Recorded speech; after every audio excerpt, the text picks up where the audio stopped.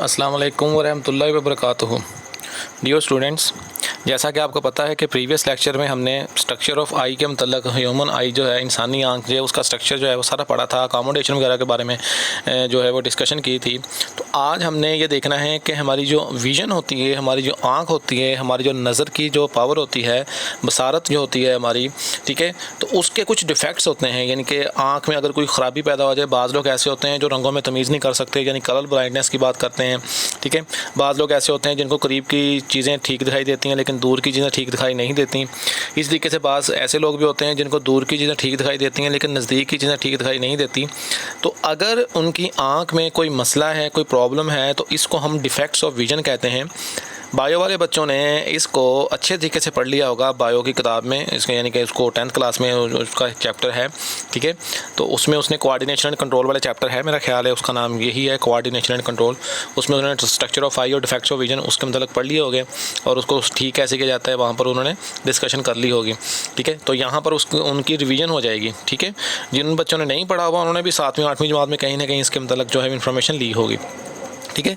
तो आइए हम स्टार्ट करते हैं डिफेक्ट्स ऑफ विजन को। तो इसकी डेफिनेशन पहले ही लाइन में लिखी हुई है, आप देख सकते हैं। The inability of eye to see the image of objects clearly is called defects of inability the inability of the eye. इंसानी आँख जो होती है, आँख का एक ऐसा नुक्स जिसकी वजह से ये दूर या नज़दीक के इंसान को वाज़ेह तौर पर नहीं देख सकता, इंसानी आँख का बसारत का नुक्स कहलाता है, ठीक है। बेसिकली तो हम यहाँ पर कई और भी बीमारियाँ हैं, कलर ब्लाइंडनेस भी है जो है वो, उसके अलावा और भी कई बीमारियां हैं, उसका हम नाम जो है वो ले सकते हैं। लेकिन यहाँ पर हम जो बेसिक इनकी जो डिफेक्ट्स हैं बसारत के, उसी के बारे में हम बात करेंगे। एक है नियर साइटेडनेस और दूसरा है फार साइटेडनेस, करीब नज़री बाइद नज़री। नियर साइटेडनेस को हम मायूपिया भी कहते हैं, साइंटिफिक नेम इसका, और हाइपरमेट्रोपिया जो है वो फार साइटेडनेस के मीनिंग्स में आता है, ठीक है। अब सबसे पहले हम बात करते हैं नियर साइटेडनेस की। इसकी डायग्राम आगे जाके हम देख लेंगे, ठीक है।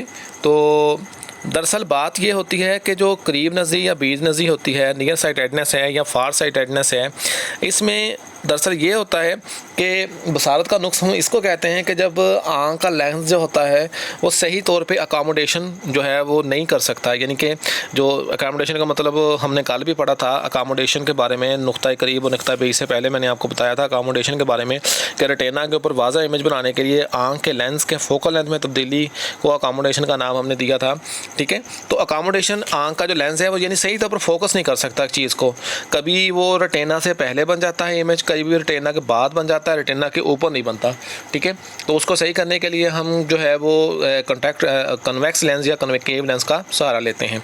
तो नियर साइटेडनेस जो होता है, बाज़ दफ़ा ऐसा होता है कुछ लोग ऐनक के बगैर दूर के अजसाम को वाज़े तौर पर नहीं देख सकते, लेकिन करीब के जो अजसाम है यानी कि करीब पड़ी हुई चीज़ें उनको बिल्कुल ठीक दिखाई देती हैं, लेकिन दूर पड़ी हुई चीज़ें उनको बिल्कुल ठीक दिखाई नहीं देती। इसको हम लोग नियर साइटेडनेस का नाम देते हैं, करीब नज़री, ठीक है।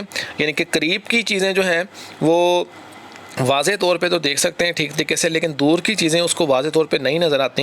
इनको हम किस चीज़ का नाम देते हैं? नियर साइटेडनेस का, या इसको हम लोग मायूपिया भी कहते हैं और उर्दू में इसको हम करीब नज़री का नाम भी देते हैं, ठीक है। यानी कि आँख का एक ऐसा नुक्स जिसकी वजह से ये दूर के अजसाम को वाज़े नहीं देख सकती, उसको हम करीब नज़री यानी कि नियर साइटेडनेस का नाम देते हैं।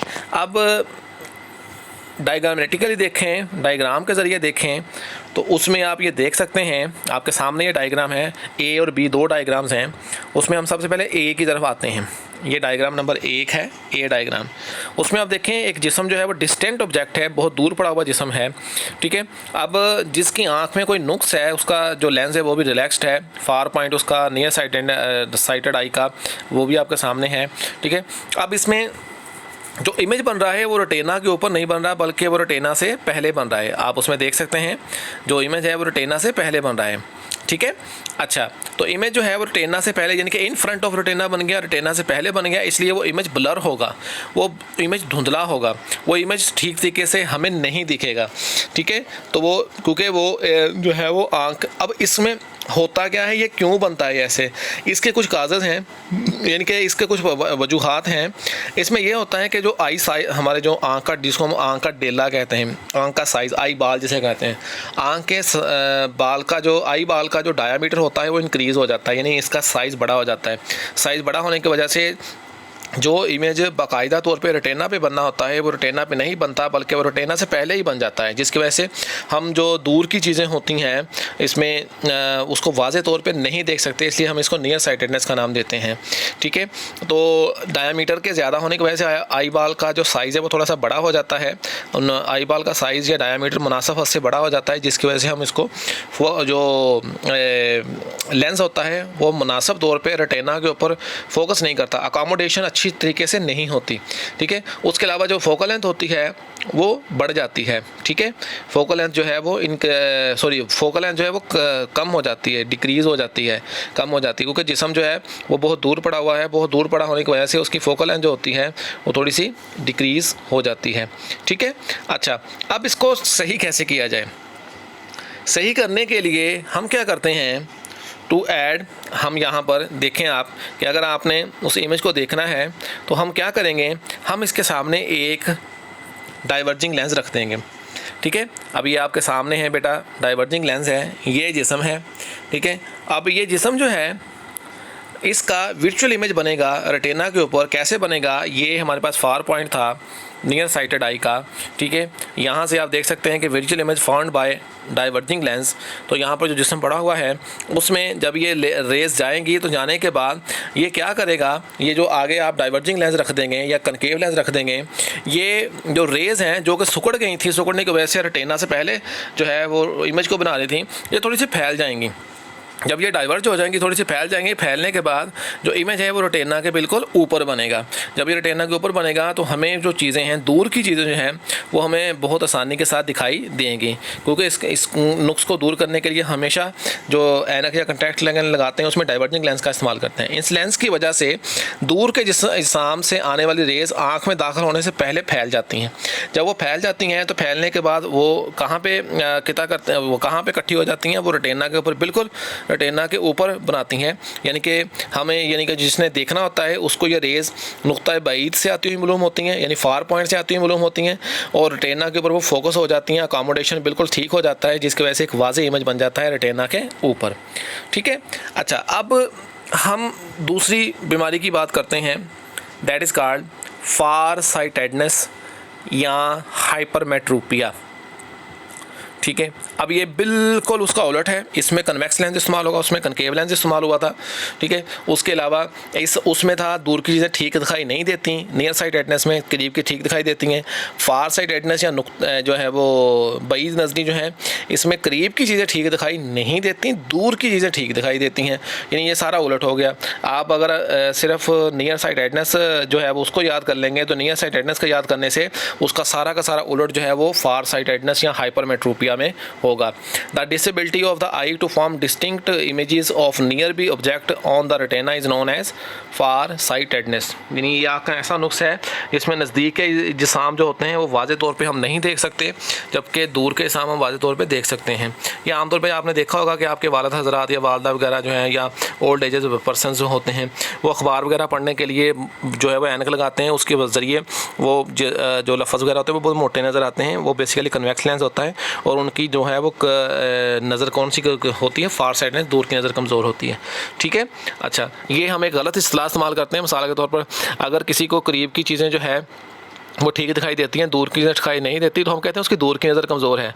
ये हम आम हालात में तो हम यही यूज़ करते हैं, लेकिन साइंसी इस्तेलाह के हिसाब से, फिजिक्स के हिसाब से इसको हम लोग फार साइटेडनेस या नियर साइटेडनेस का नाम देते हैं। अगर दूर की चीज़ें दिखाई ठीक नहीं देती, करीब की चीज़ें सही दिखाई देती हैं, तो इसको हम लोग जो है वो नियर साइटेडनेस का नाम देंगे। और अगर करीब की चीज़ें अच्छे तरीके से दिखाई नहीं देती, दूर की चीज़ें अच्छे तरीके से दिखाई देती हैं, तो इसको हम फार साइटेडनेस का नाम देंगे।